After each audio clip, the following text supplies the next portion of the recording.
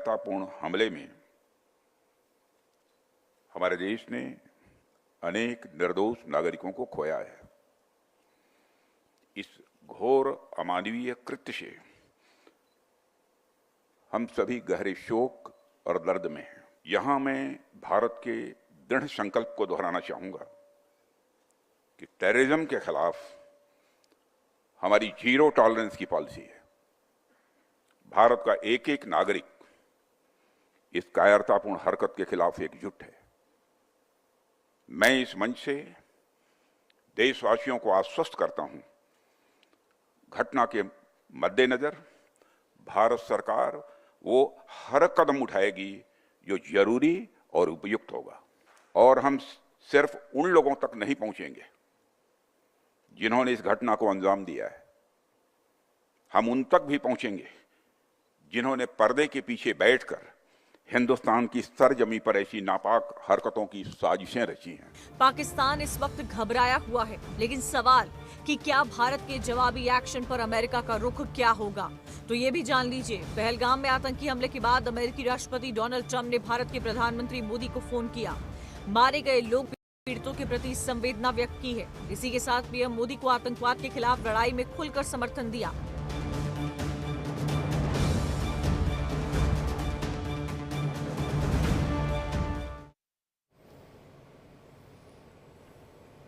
और इस वक्त हमारे साथ खास मेहमान भी जुड़ चुके हैं। Retired group captain UK Devnath ji हमारे साथ जुड़े हैं, डिफेंस एक्सपर्ट है। Retired colonel JK Singh ji जुड़े हुए हैं, डिफेंस एक्सपर्ट है। आप दोनों का बहुत बहुत स्वागत है इंडिया डेली पर। और जिस तरह से हम देख रहे हैं देवनाथ जी की फिलहाल भारत ने कड़े फैसले ले लिए हैं और ऐसे में ये फैसले यूं ही आगे बरकरार रहे। कहीं ना कहीं अब पाकिस्तान का रिएक्शन में देखिए सामने आ रहा है कि जो बौखलाहट उनकी दिख रही है इन पूरे फैसलों पर, वो अब उजागर हो रही है। तरह तरह के बयान सामने आ रहे हैं। जी हाँ, पाकिस्तान जो है एक ऐसा देश है जो कभी भी यह नहीं समझेगा कि भारत में वो जो आतंकवादियों को भेज रहा है इसका बदला भारत सरकार उनसे लेगी। भारत की जनता भी यही चाहती है।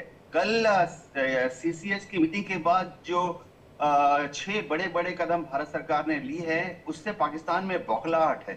और पाकिस्तान आज क्या करेगा, हम ये एंटिसिपेट कर सकते हैं कि आज पाकिस्तान ने भी इसी तरह की कुछ अनाउंसमेंट करने हैं। जी बिल्कुल सर, अब माफ कीजिएगा आपको बीच में रोक रही हूँ, आप अपनी बात पूरी कीजिएगा। हमारे साथ हमारे सहयोगी मुक्ता पाठक भी जुड़ गई हैं, किरण सिंह भी जुड़ गई हैं और इनका भी हम रुख करेंगे। किरण सिंह हमारे साथ विजय चौक से जुड़ी हुई हैं, साथ ही हमारी स्टेट हेड मुक्ता पाठक हमारे साथ जुड़ी हुई हैं और भी वो विस्तार से जानकारी देंगी। जी सर बोलिए।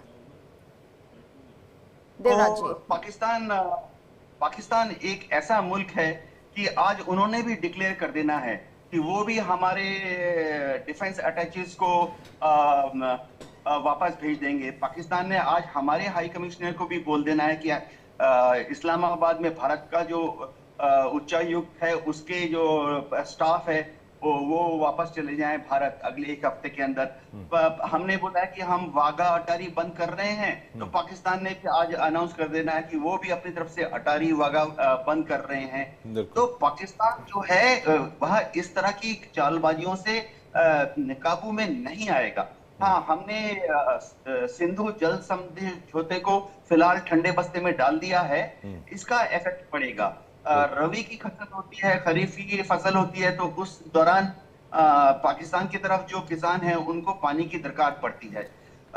जो ये 6 नदियां हैं, चाहे रावी हो, सतलुज हो, चिनाब हो, सिंधु हो, ब्यास हो, इन सब नदियों पे अब भारत को आस्ते आस्ते छोटे छोटे डैम बनाने पड़ेंगे, चेक डैम बनाने पड़ेंगे। डाइक्स बोला जाता है, पानी डाइवर्ट करने के लिए वो बनाने पड़ेंगे और डाइवर्जनली कैनाल बनाने पड़ेंगे ताकि वो पानी भारत के रिजर्वायर में रखे और उस रिजर्वायर से हम पानी को राजस्थान की तरफ, यूपी की तरफ और हरियाणा और पंजाब की तरफ डाइवर्ट कर सके। ये तो देवनाथ जी होना ही चाहिए और बहुत कुछ होना चाहिए, लेकिन पाकिस्तान भी अपनी बैठक उनकी एनएससी की वो उनके द्वारा भी की जा रही है। किरण भी हमारे साथ इस वक्त विजय चौक से लाइव जुड़ चुकी हैं। किरण, एक तो दिल्ली में माहौल जो है वो तनाव का कल भी था, लगातार मीटिंग, कल भी आपने देखा कैसे राजनाथ सिंह जो थे तीनों सेना प्रमुखों से मुलाकात करते हैं, उसके बाद फिर जो सीसीएस की बैठक होती है वो तमाम हलचल, उसके बाद एमईए की तरफ से जो प्रेस कॉन्फ्रेंस की जाती है उसमें बताया जाता है ये 5 मुद्दे कि भाई ये हमारे कड़े फैसले हैं। किस तरीके की अपडेट्स और वहाँ के हालात और क्या जनता में किस तरीके का आक्रोश हो तमाम अपडेट्स के साथ, जरा बताइए। बिल्कुल शिवम, देखिए यहाँ पर जनता में बहुत ज्यादा आक्रोश है। जैसा कि हम कल से ही देख रहे हैं कि लोग सड़कों पर निकले हुए हैं, कोई कैंडल मार्च निकाल रहा है तो कोई पाकिस्तान का झंडा लेकर के उसे चप्पलों से मारता हुआ दिखाई दे रहा है। और इन सबके साथ देखिए जो वहां के हुक्मरान हैं उनकी भी तस्वीरों को लेकर के कभी जलाया जा रहा है, पुतला फूका जा रहा है। ये आक्रोश ही है, क्योंकि आंखें नम है लेकिन चेहरे पर पूरी तरह से आक्रोश, दिल में बदला लेने को लेकर के हमेशा से जो है उनकी एक ये मांग रही है कि अब बदला लेना चाहिए, अब आतंकवाद को जो है मुंहतोड़ जवाब देना चाहिए। ये जनता की तरफ से जो है मांग लगातार की जा रही है अपनी सरकार से। लेकिन इन सब के बीच में भी सरकार बिल्कुल भी चुप नहीं है। सरकार की तरफ से कल हमने देखा है कि किस तरह से प्रधानमंत्री नरेंद्र मोदी, गृह मंत्री, रक्षा मंत्री, विदेश मंत्री, साथ ही एनएसए अजीत डोभाल जो है सीसीएस की बैठक में थे और भी कई अफसर और अधिकारी जो है सीसीएस की बैठक में मौजूद रहे और क्या कड़े फैसले लेने हैं वो तमाम चीजों पर चर्चा करते हुए 5 कड़े बड़े फैसले जो है वो लिए गए हैं, जिसके बाद पाकिस्तान देखे बौखला गया है। जहां बैठकों का दौर जो है देखिए भारत के अंदर में भी चल रहा है, तो इन 5 कड़े आदेश और फैसले के बाद से पाकिस्तान में भी जो है आप देखेंगे कि अब से कुछ देर के बाद वहां पर भी बैठकों का दौर शुरू हो जाएगा, क्योंकि तिलमिला गया है पाकिस्तान को लग रहा है कि अब आखिरकार उसका होगा तो क्या होगा। इन सब के बीच में आज सर्वदलीय बैठक जो है वो बुलाई गई है, तकरीबन शाम 6 बजे का जो है वो वक्त यहां पर तय किया गया है। वहीं कांग्रेस की तरफ से जो है कार्य समिति की भी बैठक बुलाई है। राहुल गांधी जो है अमेरिका से जो है अपनी यात्रा को बीच में ही छोड़ करके वो वापस आ गए हैं। मल्लिकार्जुन खड़गे ने, जो कि राष्ट्रीय अध्यक्ष है कांग्रेस के, उन्होंने इसको लेकर के जानकारी दी है कि देखिए राहुल गांधी भी वापस आ गए हैं और आज तकरीबन 11 से 11:30 बजे जो है कांग्रेस की कार्य समिति की बैठक होगी। और जो सर्वदलीय बैठक बुलाई गई है उसमें जो है विपक्षी जो पार्टियां हैं उनको यहाँ पर पूरी जानकारी दी जाएगी कि पहलगाम में जो अटैक हुआ कैसे क्या रहा और क्या आगे की रणनीति है। ये लगभग तैयारी जो की जा रही है उन सबको लेकर के सर्वदलीय बैठक में जो है वो पूरी जानकारी उन तक पहुंचाई जाएगी और इसके बाद आगे की चर्चा का दौर जो है शिवम वो यहाँ पर चलेगा। बिल्कुल बिल्कुल किरण, आप हमारे साथ बने रहिए। मुक्ता भी हमारे साथ इस वक्त है मध्य प्रदेश से। मुक्ता, कर्नल जेके सिंह जी आप पर भी मैं आऊंगा, लेकिन मैं लोकल इनपुट्स जरा जरूर पहले ले लूं। यहाँ पर मध्य प्रदेश की बात भी मैं यहाँ जान लूं। मुक्ता, वहां पर हालात क्या है? जितने भी राज्यों की बात की जाए, कई राज्यों से जो लोग सैलानी वहां पर घूमने गए थे, किसी को भी उम्मीद नहीं थी कि इतना बुरा जो हश्र है वो होगा, मजहब पूछ के गोली मार दी जाएगी और फिर परिवारों में तो मातम जिस तरीके से पसरा है। मध्य प्रदेश की क्या तस्वीर है, क्या खबर है?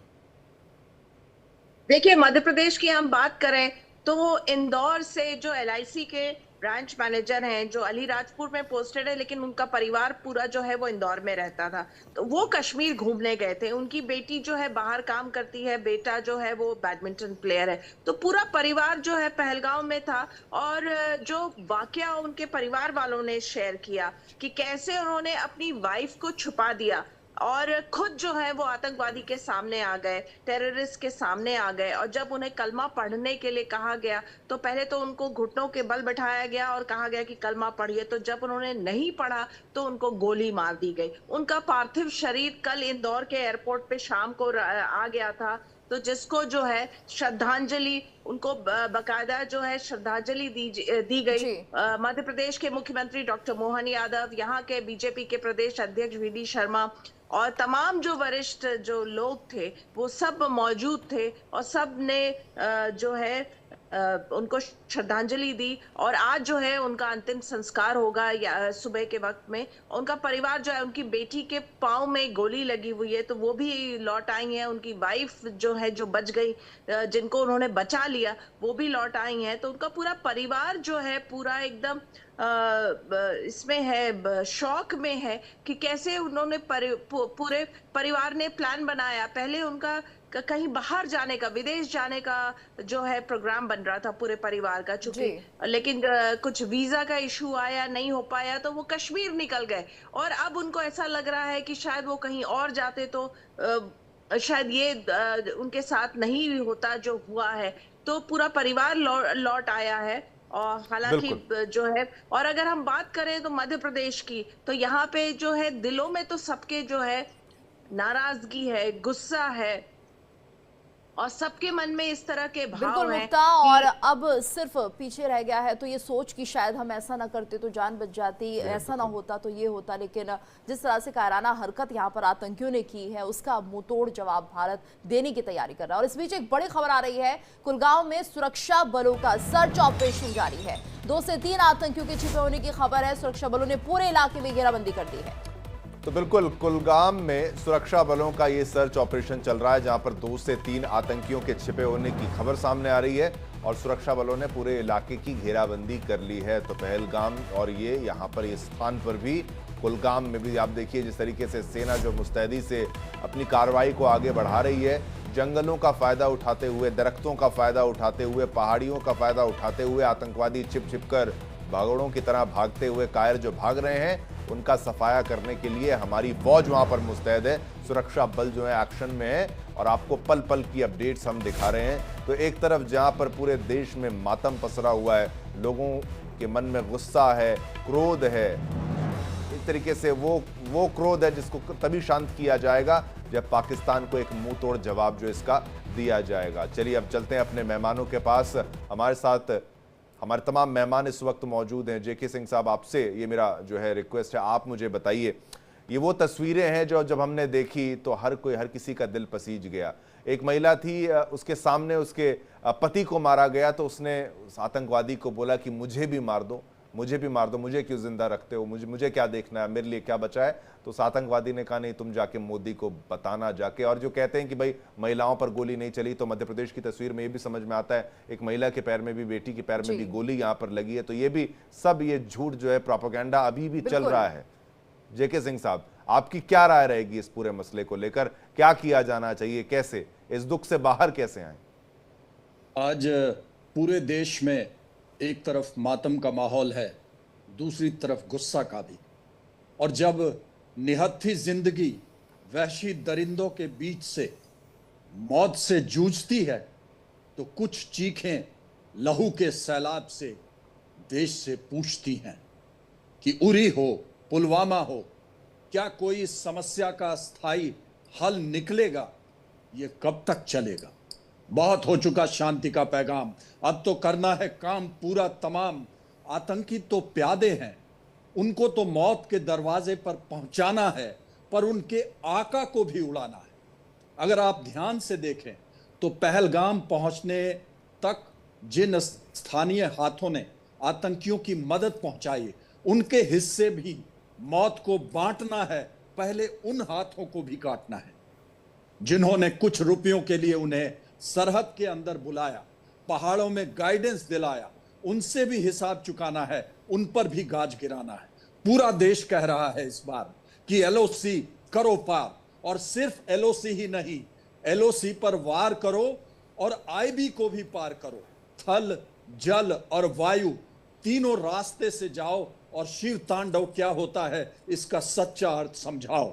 क्योंकि अब बोली से नहीं, गोली से बात समझानी पड़ेगी, क्योंकि कुत्ते की दुम सीधी नहीं होती और जब कुत्ता पागल हो जाता है तो उसे गोली मारनी होती है। तो अब कुछ ऐसा कर दिखाना है कि पाकिस्तान का नक्शा पूरे मैप से, पूरे नक्शे से हमेशा हमेशा के लिए मिटाना है। बिल्कुल, और उसकी शुरुआत हो भी चुकी है। यहाँ पर हमारे साथ retired group captain UK Devnath ji भी मौजूद हैं। एक बार फिर से उनसे कनेक्ट करने की कोशिश करेंगे, बाकी अपने सहयोगियों के पास चलते हैं। किरण, तो जिस तरह से हम देख रहे हैं कि पूरे देश भर में गुस्सा है, हालांकि जिन लोगों ने अपनों को खोया है उन्हें वापस लाना नामुमकिन है, लेकिन जिस तरह से बड़े फैसले भारत सरकार की तरफ से लिए गए हैं, ये कहीं ना कहीं चुनौती भी दी जा रही है पाकिस्तान को कि अब संभल कर रहना। और देखिए, जो यहाँ पर मास्टरमाइंड था सैफुल्लाह, वो भी अब डरने लगा है, वो भी ये बयान जारी करके कह रहा है कि इस हमले में मेरा कोई हाथ नहीं है। तो डर, खौफ का माहौल अब पाकिस्तान में देखने को मिल रहा है। बिल्कुल, हमने गीतू हमेशा से यही देखा है कि जब जब भारत कोई बड़ा एक्शन लेता है, बड़ा फैसला लेता है, उसके बाद जो है पाकिस्तान डर करके बिल में दुबकने को तैयार हो जाता है, लेकिन इसी बिल से फिर वो वापस निकलता है और फिर पाकिस्तान भारत के ऊपर में जो है वो अटैक करता है। लेकिन इस बार मुझे लगता है गीतू की कुछ बड़ा जो है भारत यहाँ पर करने वाला है। मोदी सरकार जो है कुछ बड़ा यहाँ पर प्लानिंग जो है उनकी तरफ से की जा रही है, क्योंकि देखिए इसके बाद से जैसे ये बड़े 5 फैसले लिए गए हैं, उसके बाद से देखिए पाकिस्तान की तरफ से लगातार इसको करके कहा यह जा रहा है कि ऐसे ही आप जो है सिंधु जल संधि को जो है खत्म नहीं कर सकते हैं, ऐसे ही थोड़ी ना 65 साल की चीजें जो है वो खत्म हो जाती है, आपने ये बड़ा फैसला ऐसे कैसे ले लिया है। ये तमाम चीजों पे उनकी तरफ से प्रतिक्रिया भी आनी शुरू हो गई है। वहीं देखिए पाकिस्तान के जो रक्षा मंत्री है ख्वाजा आसिफ, उनके तरफ से ये कह दिया गया है कि अगर भारत कोई सर्जिकल स्ट्राइक करने की सोच रहा है तो एक तरह से गैर जिम्मेदाराना हरकत करेगा। यही गैर जिम्मेदाराना हरकत जब पाकिस्तान के तरफ से किए जाते हैं तो उस पर सवाल कोई खड़ा नहीं करता है, लेकिन अब भारत चुप बैठने वाला नहीं है। अब इनकी तरफ से अगर तमाम सवाल भी उठाए जाए, उन सवालों का जवाब जो है भारत अपने सैनिकों के जरिए ताबड़तोड़ हमलों के जरिए जो है वो देगा, चाहे वो कूटनीतिक तौर पर हो, चाहे वो आर्थिक तौर पर उनकी कमर तोड़ने को लेकर के हो, या फिर राजनीतिक तौर पर कमर तोड़ने को लेकर के हो। और इसीलिए देखिए ये जो 5 बड़े फैसले यहां पर लिए गए हैं गीतू, वो कहीं ना कहीं आर्थिक तौर पर तोड़ते हैं। अगर ये अटारी वाघा बॉर्डर जो है उसको बंद किया जाता है, क्योंकि देखिए वहां से व्यापारिक जो है आपकी चीजों का जो है जाना आना हो रहता है, यानी कि वहां से व्यापारिक चीजें जो है उसका सुगम एक रास्ता होता है, और यही बड़ी वजह है कि इसको लेकर के भी पाकिस्तान तिलमिला गया है। वहीं अगर हम कूटनीतिक तौर पर देखें, हम जल संधि को देख ले, भले ही 65 साल की जल संधि है, इसके पहले भी कई बार राजनाथ सिंह ने कहा था कि देखिए अगर आप इस तरह की हरकत करते रहोगे तो हमें ये जल संधि को यहां पर तोड़ना पड़ेगा, और अगर ऐसा होता है तो पाकिस्तान बूंद बूंद पानी के लिए तरस जाएगा, वहां की आवाम तरस जाएगी। और यही बड़ी वजह है कि देखिए कल तक में उनकी तरफ से आवाज नहीं निकल रही थी, और अब किस तरह से वो बैठक करके जो है अब अपनी आवाज निकाल रहे हैं, कह रहे हैं देखिए हमारा तो हाथ नहीं है, हमने तो ऐसा कुछ नहीं किया है। और इसी के साथ देखिए सैफुल्लाह जो कि मास्टरमाइंड बताया जा रहा है, वो भी गिड़गिड़ाते हुए सामने आ गया कि हमने तो ऐसा कुछ किया नहीं है, क्योंकि वो जानता है कि अगर भारत कोई भी स्ट्रॉन्ग स्टेप उठा लेगा तो पाकिस्तान की बोलती बंद हो जाएगी और पाकिस्तान कहीं ना कहीं खत्म हो जाएगा। ये संदेश चला गया, ये संदेश चला गया कि वही केवल इन आतंकवादियों को नहीं बल्कि उनके आकाओं का भी सफाया यहाँ पर होने वाला है। ग्रुप कैप्टन देवनाथ जी भी हमारे साथ इस वक्त मौजूद हैं। देवनाथ जी, अंदर घुस के मारना पड़ेगा या कुछ और करना पड़ेगा, या फिर एक नई स्ट्रैटेजी लानी पड़ेगी? क्योंकि जो भी हम पहले कर चुके हैं उसके बारे में तो पाकिस्तान जानता है कि भाई अगर आप एयर मार्ग से आएंगे, हवाई मार्ग से आएंगे तो आप एयर स्ट्राइक करेंगे, अगर आप बालाकोट की तरह कुछ करना चाहते हैं, कुछ और करना चाहते हैं, आप सर्जिकल स्ट्राइक अगर करना चाहते हैं तो वो भी उनको समझ में आएगा। अब क्या कुछ नया तीसरा कुछ ऐसा आपको लगता है कुछ नया निकाला जाएगा? डिप्लोमेटिक स्ट्राइक इस लेवल पर कभी पहले नहीं की गई। जल संधि जो इस तरीके से आपने समझा सिंधु वाली, वो उनके पानी को रोक देने का फैसला, हालांकि हम ज्यादा पानी उनको दे रहे थे, अब वो रोकना और ये बॉर्डर्स बंद करना, व्यापार को बंद करना और उनको बाहर निकालना, इसके बाद और क्या?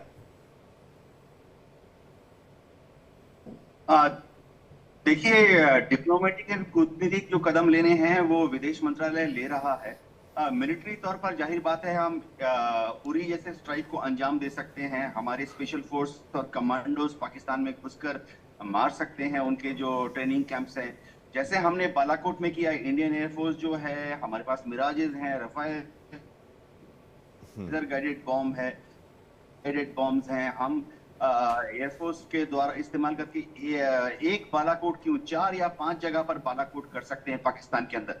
एक और ऑप्शन अवेलेबल है, हमारी नेवी बहुत ही सक्षम है, अगर भारत सरकार चाहे तो इंडियन नेवी को उत्तरी अरब सागर में डिप्लॉय कर सकती है, और पाकिस्तान के जैसे जो पोर्ट्स हैं, बंदरगाह हैं, कराची बंदरगाह है, ग्वादर बंदरगाह है, हम उनका ब्लॉकेट भी कर सकते हैं कि पाकिस्तान का कोई शिप चाहे उनके कमर्शियल शिपिंग को भी हम रोक सकते हैं। कोई पाकिस्तान का झंडा लगाकर अगर जा रहा है शिप, तो हमारी नेवी उसको कराची से बाहर निकलने दूसरे देशों की तरफ जाने से रोक सकती है।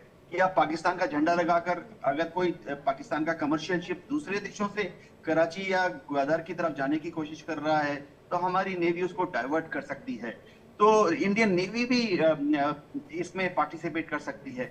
निर्भर करता है कि भारत की जनता और भारत सरकार क्या चाहती है। कूटनीतिक कदम इस वक्त बहुत फलीभूत होंगे, अगर हम चाहें तो अमेरिका के द्वारा दबाव डलवा सकते हैं। देवनाथ जी, आपने जो मिलिट्री एक्शन की बात कही है उस पर मैं एक पॉइंट यहाँ पर मैं ये भी लेना चाहूंगा। कर्नल जेके सिंह जी, आप पर मैं लेना चाहूंगा। आपने नेवल ब्लॉकेड की बात यहाँ पर देवनाथ जी कही, बहुत उम्दा, वो करा जा सकता है, उसको कैसे किया जाना चाहिए उसका प्लान बना के हम तैयार कर लेंगे। लेकिन कर्नल जेके सिंह जी, आप मुझे ये बताइए, लोग चाहते हैं इमीडिएट रिएक्शन हो, लोग चाहते हैं युद्ध हो जाए, लोग चाहते हैं कि मिसाइलें दागी जाएं, अंदर घुसा जाए, मारा जाए पाकिस्तानी फौज को या फिर वहां के आकाओं को। लेकिन इसके पीछे एक कॉस्ट होती है, इसके पीछे एक एनालिसिस होती है। भावनाओं में आकर अगर हम कोई कदम उठा दें तो रूस यूक्रेन दूसरा यहाँ पर अगर हम बनाने का प्रयास कर लें तो वो भी तो देश की इकोनॉमी को पीछे ले जाएगा। और क्या पता यही चाहता हो चीन, क्या पता यही कोई चाहता हो कोई दूसरा राष्ट्र, कोई वो दूसरा मुल्क। बिल्कुल, ये अगर हमने वही गलती कर दी जो हमें उकसाया जा रहा है, क्या हमारी फौज, हमारी सरकार इस थॉट प्रोसेस को भी लेकर चल रही है कि भाई हमें आर्थिक दृष्टिकोण से भी सोचना पड़ेगा, बदला हमें जरूर लेना है, उनको मौत के घाट उतारना है। सैफुल्लाह बिल से बाहर निकला, माफी मांगने के अंदाज में ही उसने अपनी बात को रखा कि मजम्मत करते हैं, लेकिन ये सारे चेक्स एंड बैलेंसेस को सोच के ही तो हम एक्शन लेंगे यहाँ पर। कर्नल जेके सिंह, बहुत सही आपने कहा। ऐसे समय में कैलकुलेशन तो होता है, लेकिन साथ ही आपको यह भी जानना होता है कि क्या हम रुके रहेंगे, क्या हम कैलकुलेट करते रहेंगे, क्या हमें एक मैच्योर्ड रूप दिखा करके अपने आप को बांधना है। आपको ये याद रखना पड़ेगा कि शक्ति, स्वामी विवेकानंद ने कहा था कि शक्ति ही जीवन है और निर्बलता मृत्यु के समान है। हमें अपने शक्ति का प्रदर्शन करना होगा। और अगर कोई दुश्मन बार बार हम पर प्रहार करता है, ये स्वामी विवेकानंद ने कहा था, अगर हमारे ऊपर दुश्मन बार बार प्रहार करता है तो उसके ऊपर एक ऐसा वार करो कि वह दोबारा प्रहार करने का दुस्साहस न करे। बिल्कुल, आज हमें मिलिट्री तौर पर इस बात को समझना होगा कि ये सिर्फ टेररिस्ट जो आए हैं, सिर्फ वो तो एक विजिबल एक्शन है जी। इसके पीछे पाकिस्तानी आर्मी है और यहाँ पे एक मिलिट्री कन्फ्रंटेशन होना जरूरी है। और जब तक आपके पास में पहले से स्थितियां ज्यादा मजबूत हैं, हमारे पास सीडीएस एस्टैब्लिशमेंट हो चुके हैं, तीनों सेनाएं एक साथ जा सकती हैं, जहां नेवी कराची बंदरगाह को उड़ा सकता है या कराची के ऊपर में ब्लॉकेट कर सकता है, वहां एक से ज्यादा डायमेंशन को ओपन अप किया जा सकता है। याद रखें, हमारे पैरा कमांडोज बिना बहुत नए नए तरीके से दुश्मन के इलाके में प्रवेश कर सकते हैं। इवन स्काई डाइविंग के तरीके से, थोड़े हैहो और हैलो पैराशूट की मदद से वो अंदर जा सकते हैं। और हमारे और भी कई एक गुप्तचर संस्थाएं हैं जो पूरी तरह से कार्यान्वित कर सकती हैं देश के इस लक्ष्य को। तो हमें कुछ विजिबल एक्शन करने हैं और साथ ही हमें कुछ इनविजिबल एक्शंस भी करने हैं। और दो तरीकों से जेके सिंह साहब, देखिए सिंह साहब, एक ये मुझे बताइए, हम तो अपने प्लान की बात कर रहे हैं, लेकिन जो चोर है, जो आतंकवादी है, वो भी तो कुछ तैयारी कर रहा होगा, वो भी तो देख रहा होगा मेरे पास कितना हथियार है, मेरे पास कितना गोला बारूद है, टैंक्स कितने हैं, ये सब कुछ है। और उनकी कैलकुलेशन को समझते हुए मान लीजिए युद्ध हो जाता है, क्योंकि स्थिति तो बनी रही है, अब डिप्लोमेटिक स्ट्राइक जिस लेवल पे की है तो उनको पता है जनता चाहती है कुछ युद्ध जैसा हो, वो उनकी कैलकुलेशंस का कहाँ था हिसाब आप बताएंगे? अगर पाकिस्तान के पास क्या है इतनी स्थिति, वो झेल पाएगा? देखिए, पाकिस्तान के पास जो भी रिसोर्सेज हैं वो अभी एक से ज्यादा फ्रंट पे है। अफगानिस्तान के ऊपर भी डिप्लॉयमेंट है और एलओसी के ऊपर भी डिप्लॉयमेंट है, लेकिन एलओसी के ऊपर कम डिप्लॉयमेंट है। और अगर एलओसी एक्टिवेट होता है तो उन्हें फोर्सेस बलूचिस्तान की तरफ से, उधर अफगानिस्तान की तरफ से उठाना पड़ेगा, और जब वहां से फोर्सेस उठाना पड़ेगा तब उसके पूंछ में भी आग लगेगी और फिर वो बैलेंस नहीं बना सकता है। और हम सिर्फ लाइन ऑफ कंट्रोल पर ही अपने आप को न आगे बढ़ाएं, इंटरनेशनल बाउंड्री को भी खोला जा सकता है।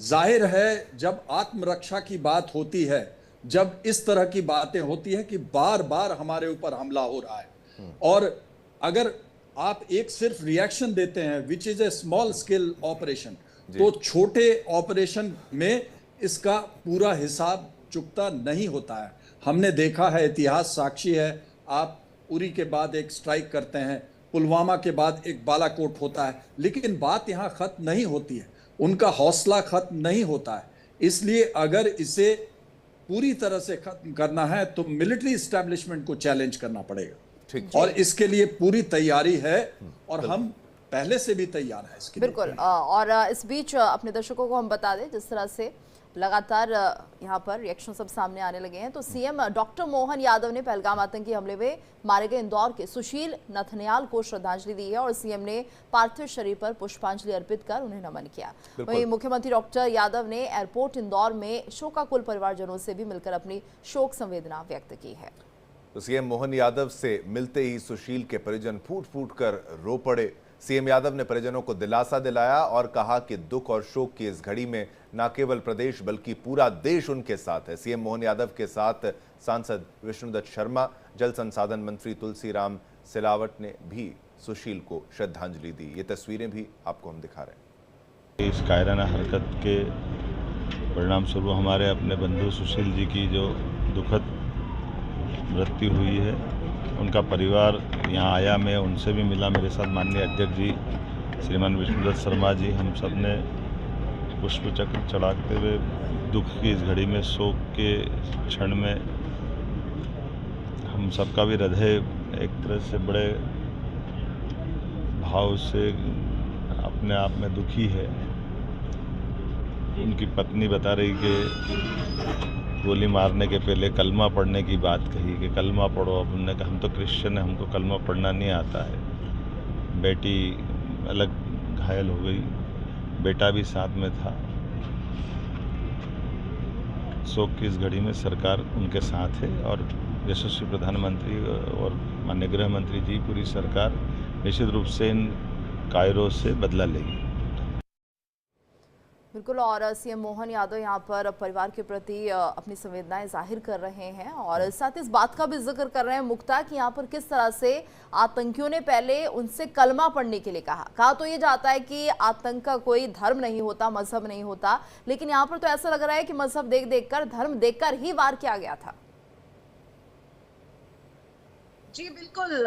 देखिए, जो उनका परिवार जिसने जो है एक छुट्टी साथ बिताने का जो है समय साथ बिताने का प्लान बनाया था, जैसे जो बेटी है वो गुजरात में काम करती है, बैंक में काम करती है और वो खुद जो है LIC में ब्रांच मैनेजर है, अलीराजपुर में पोस्टेड है। परिवार जो है वो इंदौर में रहता है, बेटा प्लेयर है, तो सब परिवार मिलके एक साथ जो है कश्मीर गए, समय साथ बिताएंगे। और उसके बाद जो है उन्होंने कैसे जो है उनकी वाइफ ने बताया कि कैसे उन्होंने उनकी वाइफ को छिपा दिया बचाने के लिए, खुद जो है टेररिस्ट के सामने चले गए।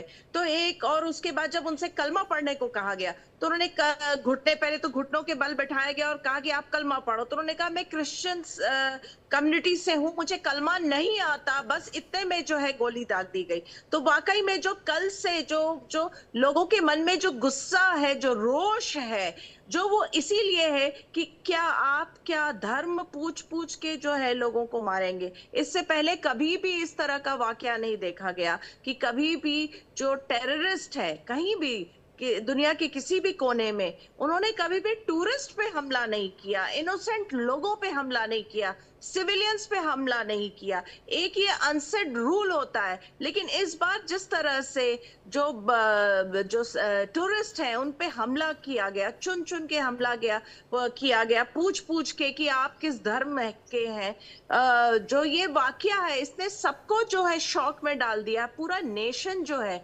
वो शॉक में है कि क्या इस तरह कैसे कोई इस तरह की घिनौनी हरकत कर सकता है, ऐसा कैसे कर सकता। और खास करके जो सुशील जी हैं, उनकी वाइफ ने जो पूरा जब किस्सा बयां किया, जिस तरह से उनका परिवार जो है शॉक में है, लेकिन किस तरह से सुशील जी ने अपने परिवार को बचा लिया, खुद को सामने कर दिया और जो है अपने परिवार को वो बचाने में एक तरह से कामयाब हो गए। तो एक जिस तरह का जो पूरा ये वारदात, जो पूरा घटनाक्रम है, उसने पूरे सभी लोगों को शॉक में कर दिया है। जी, और उसी बात का जो जिक्र है वो मुख्यमंत्री डॉक्टर मोहन यादव भी कर रहे हैं कि कैसे उनको कलमा पढ़ने को कहा गया। एक बात ये बताइए कि कुछ मुआवजे के बारे में भी कुछ कहा गया, ऐसा कुछ भी सामने आया है? हालांकि शोक की घड़ी है, लेकिन सरकारों के द्वारा मुआवजे की बात भी कही जाती है। तो ये कुछ अभी स्थिति सामने साफ हुई है या फिर अभी वक्त लगेगा? जी बिल्कुल, आपने बहुत सही सवाल पूछा है। ऐसे सब जनरली जो होता है मुआवजे की बात होती है, लेकिन इस वक्त कोई ऐसी जो है बात सामने अभी नहीं आई है, क्योंकि कल देर रात जो है ये शव लाया गया है, तो जो है उनको श्रद्धांजलि दी गई। हालांकि वहां पे मुख्यमंत्री थे, तमाम वरिष्ठ नेता लोग भी मौजूद थे, प्रदेश अध्यक्ष बीजेपी के वी शर्मा जी भी थे, लेकिन अभी तक मुख्यमंत्री ने कोई मुआवजा का ऐसा कोई ऐलान नहीं किया है। बिल्कुल ठीक है। ये जयपुर से भी लाइव तस्वीरें आ रही हैं। लोगों ने जिस तरीके से ये बलिदान दिया है उसका क्या बताया जाए, क्योंकि मजहब देख के किरण, लोगों का मजहब पूछा गया था, मजहब पूछ के किरण जो है गोली मारी गई। और वो तस्वीरें आपको भी याद होंगी किस तरीके से जब एक महिला से बोला, उसके पति को मारा गया तो उस महिला ने भी बोला कि नहीं मुझे भी मार दो, तो उसने बोला नहीं तुम्हें हम जिंदा रखेंगे, तुम जाके मोदी को बता दो। इस तरीके की और भी तस्वीरें आई थी। जब आर्मी वहां पर पहुंची थी तो लोग आर्मी से भी डर रहे थे। वहां तस्वीर ये थी कि लोग ये सोच रहे थे कि शायद ये भी दहशतगर्द ना हो, क्योंकि दहशतगर्द अमूमन ये करते हैं कि जो कैमोफ्लाज है, जो वर्दी है भारतीय सेना की, उसका भी इस्तेमाल करते हैं। तो ये दहशत जो है मन में जो बसी है, इसका इलाज किस तरीके से किया जाए, और ये जो आक्रोश, ये क्रोध और पाकिस्तान के साथ जो युद्ध लड़ने की इच्छा बना ली है लोगों ने, इसके बारे में और क्या जानकारी है? बिल्कुल शिवम, देखिए आपने जो ये सवाल पूछा है कि इसका इलाज क्या है, जो उनके मन में डर है, जो उनके मन में एक दहशत है, देखिए संभवतः ये तो समय के साथ ही जो है वो धीरे धीरे खत्म हो पाएगा। और मुझे लगता है कि कोई भी जो वहां मौजूद थे, जिन्होंने खुद अपनी आंखों से उस मंजर को देखा है, जिसने सहा है, जिसके अपने वहां पर जो है गोलियों से भून दिए गए हैं, वो शायद ही इस मंजर को कभी भूल पाए। लेकिन कहते हैं ना कि समय सबसे बड़ा मरहम होता है, और वही मरहम अब धीरे धीरे उनके जख्मों को जो है वो कम करेगा। और संभवतः जैसे ही सरकार की तरफ से कोई और भी बड़ा स्टेप उठाया जाता है, देखिए ये तो राजनीतिक, आर्थिक, कूटनीतिक तौर पर जो है बड़ा चोट पाकिस्तान के ऊपर में किया जा रहा है, लेकिन अन्य चीजें भी, अगर सर्जिकल स्ट्राइक जैसी स्थिति भी जो है वो देखने को मिलती है, ऐसा कड़ा हमला भी अगर किया जाता है, तो कहीं ना कहीं एक तरह से ये कहेंगे कि उनके ऊपर मरहम लगाने वाली बात होगी, क्योंकि बदला लेने की बात उनके जहन में, उनके मन में जो है वो अभी भी गूंज रही होगी, और कहीं ना कहीं यही मांग होगी उनकी तरफ से भी लगातार।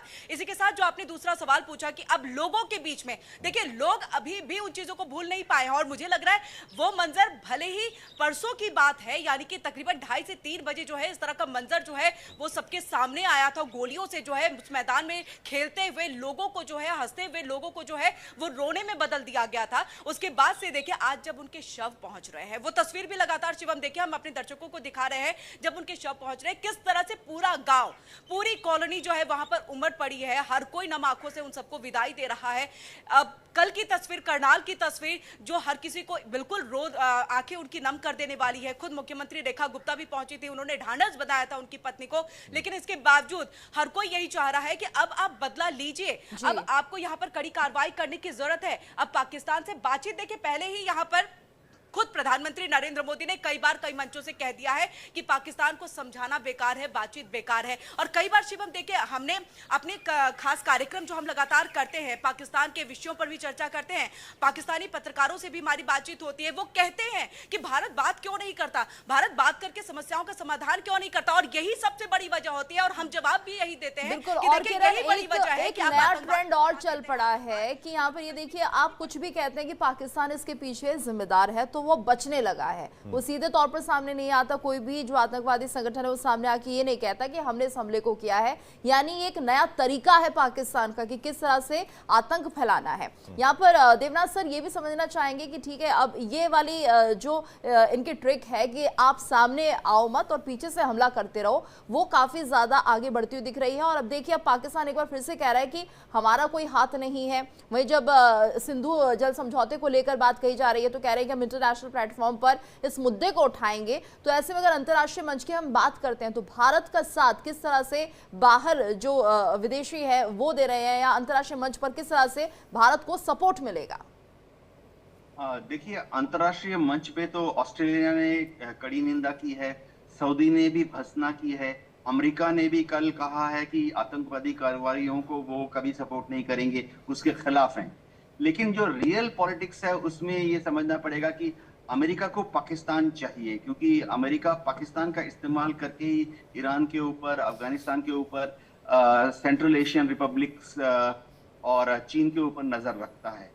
तो अमेरिका बहुत कोशिश कर रहा है कि वो वापस अफगानिस्तान में पहुंच जाए। अमेरिका अफगानिस्तान के साथ अपने डिप्लोमेटिक रिलेशन खोल रहा है, जिसके पहले स्टेप में ये होगा कि अमेरिकन साजो सामान जो है, जब वो कराची हार्बर में पहुंचेगा तो पाकिस्तान के रास्ते वो अफगानिस्तान तक पहुंचेगा। तो अमेरिका भले ही भारत के लिए अभी साथ खड़ा हुआ दिख रहा है, लेकिन वो पाकिस्तान के विरुद्ध कोई कार्रवाई नहीं करेगा। इस तरह से सऊदी है, सऊदी अरब जो है वो कोशिश कर रहा है कि वो इस्लामिक वर्ल्ड, खासतौर से सुन्नी मुस्लिम देशों का लीडर बन जाए। पाकिस्तान बहुत बड़ा सुन्नी देश है, तो सऊदी जो है पाकिस्तान के खिलाफ बयान छोटा मोटा इशू करेगा, लेकिन इससे ज्यादा कुछ नहीं करेगा। हमें नहीं भूलना चाहिए कि पाकिस्तान के लोग बड़ी तादाद में सऊदी में काम करते हैं और सऊदी इकोनॉमी का एक इम्पोर्टेंट हिस्सा है। एक और चीज है, पाकिस्तान की आर्मी पिछले 70 साल से सऊदी में एक्सटर्नल और इंटरनल सिक्योरिटी में पार्टिसिपेट करती रही है।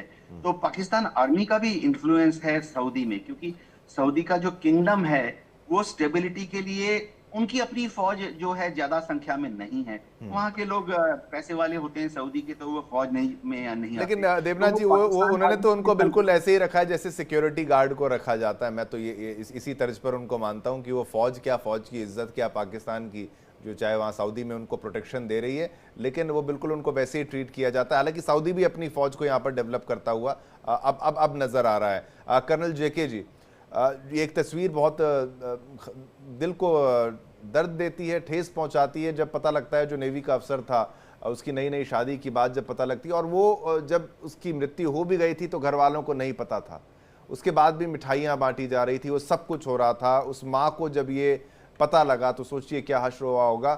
किस दौर से गुजरते हैं ये फौजी परिवार जब ऐसी घटना होता है, और ये तो कोई फील्ड पर ये कुछ उन पर हमला नहीं हुआ था, ये तो पीस टाइम में थे, बिल्कुल वो अपने छुट्टी मनाने हुए गए थे, और जितने भी लोग मारे गए हैं उनको बिल्कुल शहीदों की तरह ही सम्मान दिया गया है।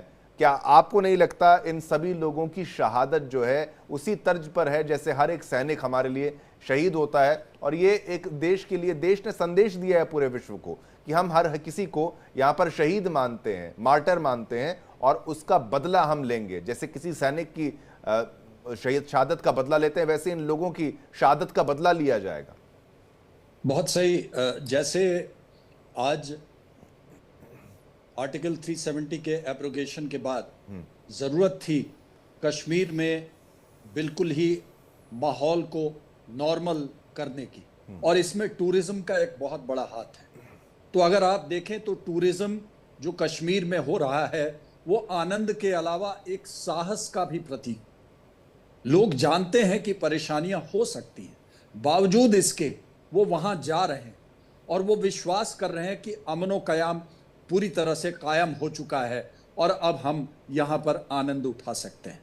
ये जो संदेश पूरे देश में गया है इस शहादत के बाद, और उन्हें शहीद के नज़र से देखा जा रहा है, ये सही में प्रशंसनीय है और ये महसूस कराया जा रहा है। दरअसल अगर आप देखें तो उनके दो मुख्य एम थे इस पूरी घटना के। पहला था मजहब के रास्ते से देश को तोड़ना, दूसरा था जो नॉर्मैलिटी, जो सामान्य वहाँ सामान्य माहौल कश्मीर में क्रिएट हो रहा था, उसको तोड़ना। और ऐसे में टूरिज्म बहुत बड़ा महत्वपूर्ण हिस्सा है टूरिज्म वहाँ की प्रोग्रेस का।